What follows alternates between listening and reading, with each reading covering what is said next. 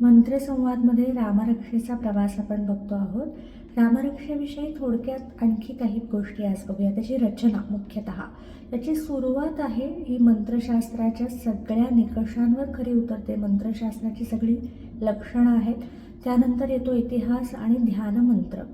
ध्याये राजानुबाहू धृतशरधनुषं बद्धपद्मासनस्थं पीतं वासोऽवसानं नवकमलदलस्पर्धिनेत्रं प्रसन्नं वामाकारूढसीता मुखकमलमिलल्लोचनं नीरदाभं नानालङ्कारदीप्तं ददतमुरुजटामण्डनं रामचन्द्रं.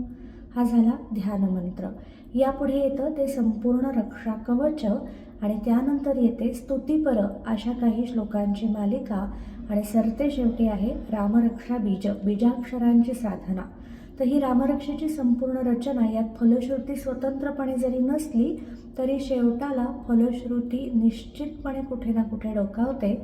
रामरक्षेच्याच पुढच्या भागामध्ये आता ध्यानमंत्राचा अर्थ बघूया आणि रामरक्षेतील काही सिद्धमंत्र ज्याचे तुम्ही वैयक्तिक मंत्रशास्त्राचे प्रयोग करू शकता.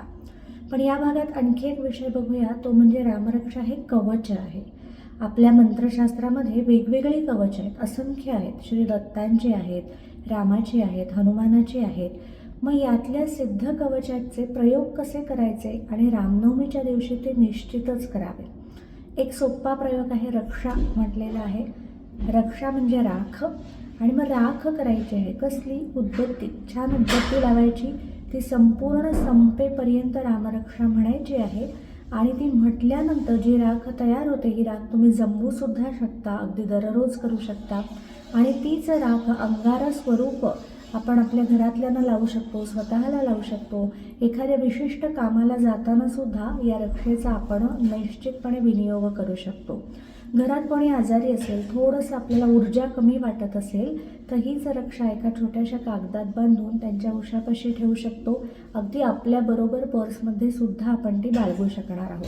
तर रक्षेचे हे छोटे प्रयोग, आणखी काही प्रयोग बघूया पुढच्या व्हिडिओमध्ये.